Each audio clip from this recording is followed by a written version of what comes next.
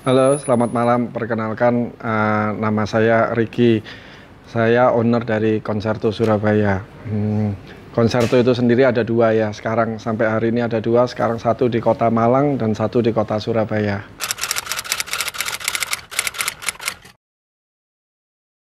Saya memulai di Car Audio ini pada tahun 2005 ya. Saya memulai membuka toko saya pertama di tahun 2005 bersama teman saya. Dan 2008 saya membuka sendiri pada saat itu dengan nama Mobiltronic Surabaya. Berkiprah selama sekitar 10 tahun lebih. Dan akhirnya pada tahun lalu saya memulai dengan nama saya sendiri yaitu Konserto.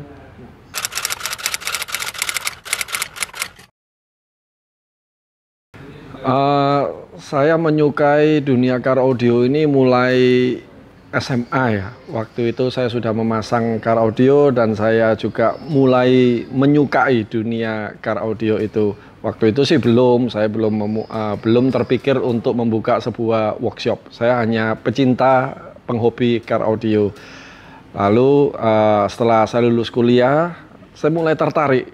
Lalu saya mencari di mana sih saya bisa belajar car audio itu. Oh, ternyata waktu itu zaman itu saya lihatnya di majalah audio mobil waktu itu AMO sudah.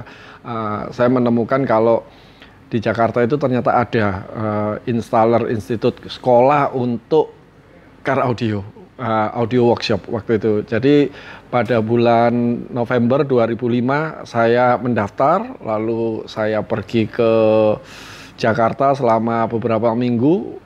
Saya mempelajari tentang basic-basic car audio itu.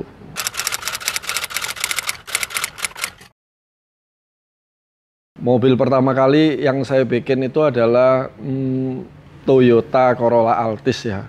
Sistemnya saya memakai Venture V50, midbusnya Venture V92, head unitnya Alpine Phantom Face waktu itu 7998R.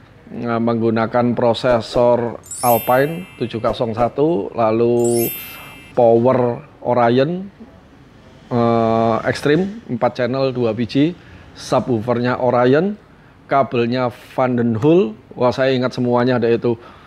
Peredamnya saya pakai Dynamat waktu itu. Masa-masa itu mungkin tahun 2005 atau 2006. Itu mobil pertama saya.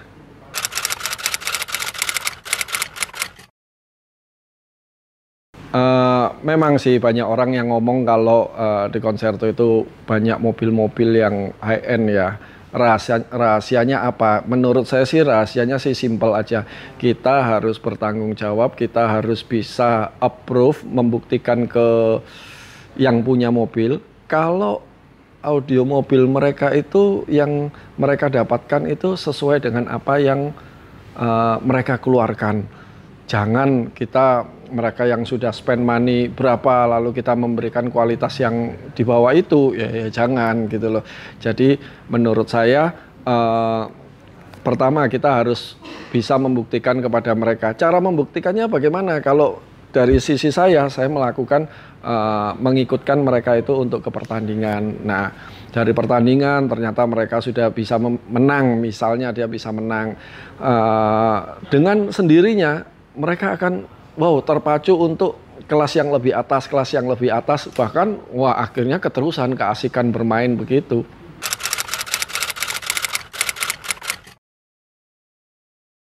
Mobil mahal yang saya bangun banyak. Kalau yang paling mahal ada satu yang sampai hari ini budget yang dikeluarkan itu 2,6 M sudah sampai hari ini.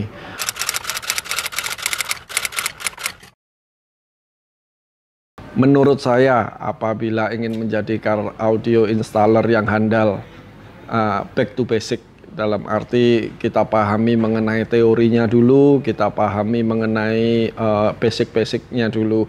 Karena car audio itu yang paling besar itu kan instalasinya ya. Jadi kita harus memahami tentang dasar-dasar itu, bagaimana membuat perangkat-perangkat itu bisa berbunyi maksimal. Kita pelajari itu dulu, jangan langsung buka gitu, jangan.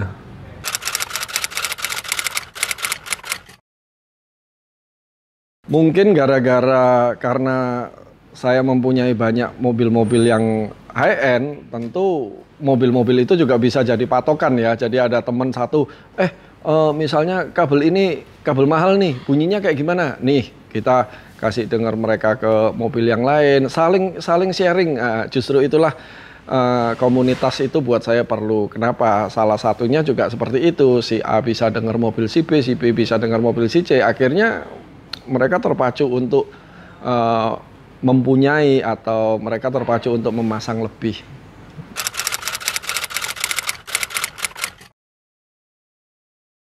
Selama menjadi toko ya tentu aja lah kita tidak lepas dari komplain dari konsumen ya, selalu ada aja. Tinggal bagaimana kita bertanggung jawab untuk menyelesaikannya. Contoh ya, saya juga pernah nih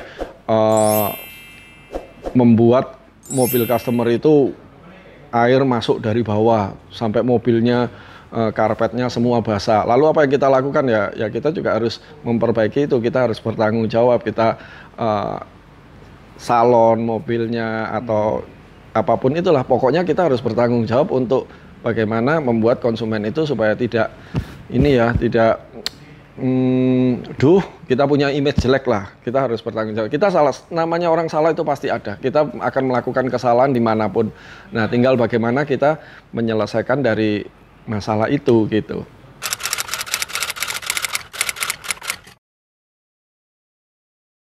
Karena dunia car audio ini saya cinta ya, saya suka di dunia car audio ini. Jadi kalau ditanya suka dukanya, saya bisa menjelaskan ratusan sukanya, tapi saya tidak bisa menjelaskan dukanya. Jadi saya tidak ketemu dukanya apa, karena saya melakukan ini dengan senang, teman-temannya banyak, lalu saya menjadikan hobi ini menjadikan satu pekerjaan yang menghasilkan buat saya. Tidak ada dukanya, ratusan senangnya ada, tapi dukanya nggak ada ketemu itu.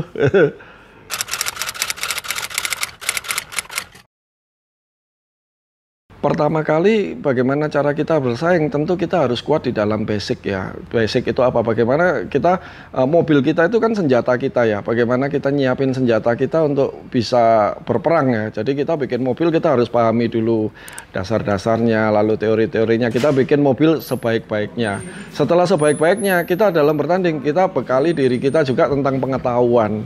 Kita bertanding dengan CD apa, CD A, CD B, kita harus pahami dulu, ini CD ini bunyinya seperti gimana ya. Nah, tentu kita tidak melenceng jauh nih, oh ternyata jangan membuat pemahaman sendiri, jangan. Kita harus mengikuti apa yang ada di rulebook. Jadi prinsip saya dua, siapin mobilnya, pahami pertandingannya, udah kita tinggal ikut dan menang.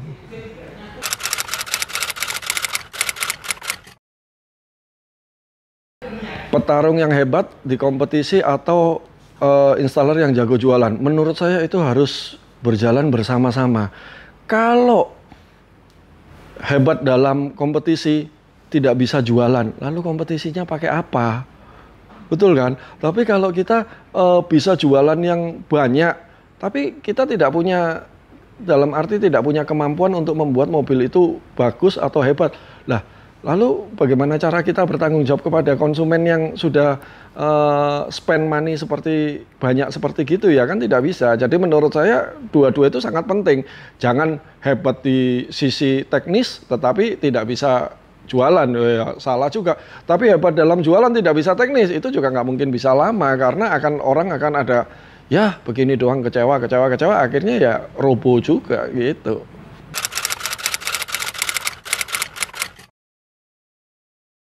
Rencana ke depan saya kepingin, saya punya impian kaki saya lebih banyak ya. Jadi sekarang saya sudah mempunyai di Malang, semoga saya bisa mempunyai di mana, di kota-kota lain.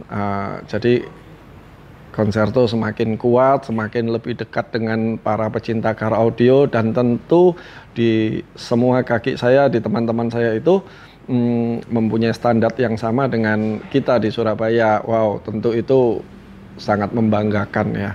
Buat teman-teman yang mau menjadi car audio installer, ya seperti tadi yang saya bilang, perkuat dulu masalah basicnya, teorinya, pahami dulu mengenai dasar-dasarnya, lalu ya bisa buka.